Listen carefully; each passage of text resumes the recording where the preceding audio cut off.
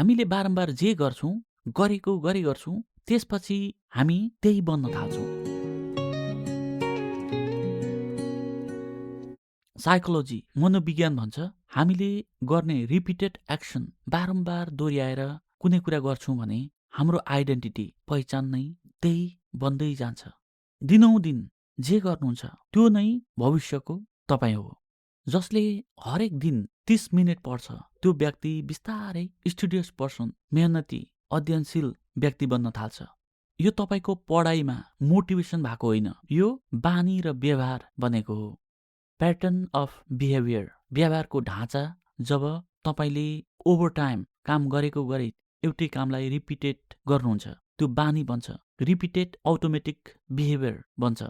Aristotle Greek फिलोसोफरले भनेका थिए, we are what we repeatedly do, excellence is not an act but habit. अर्थात् हामी हाम्रो बानीको परिणाम हौं, हामी जे गर्छौं त्यही बन्छौं।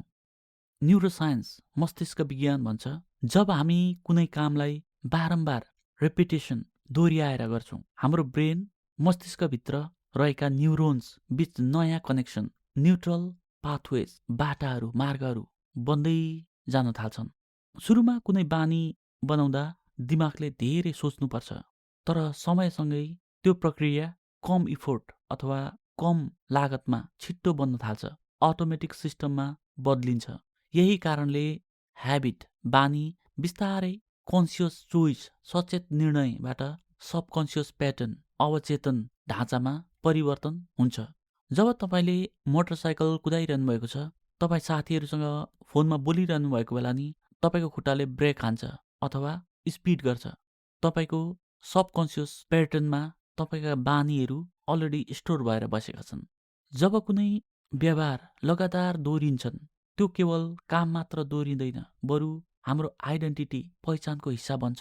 जस्तै रिडर, पढ्ने बानी भएको व्यक्ति पढिरहेको हुन्छ, उलाई दशैं तिहार अथवा कुनै चाडपर्व भए पनि उसले एकछिन भए पनि किताब हेरिरहेको हुन्छ।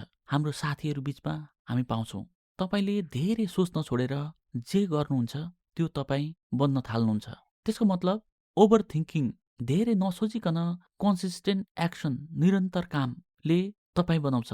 किनभने हाम्रो रिपिटेड एक्सन्सले हाम्रो ब्रेनलाई सेप गर्छ र हाम्रो आइडेन्टिटी, पहिचान निर्माण गर्छ।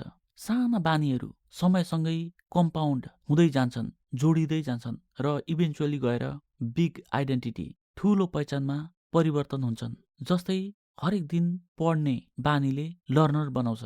डिसिप्लिन, प्र्याक्टिस, सम्मान, आदर गर्छौँ भने त्यो डिसिप्लिन व्यक्ति बन्छ।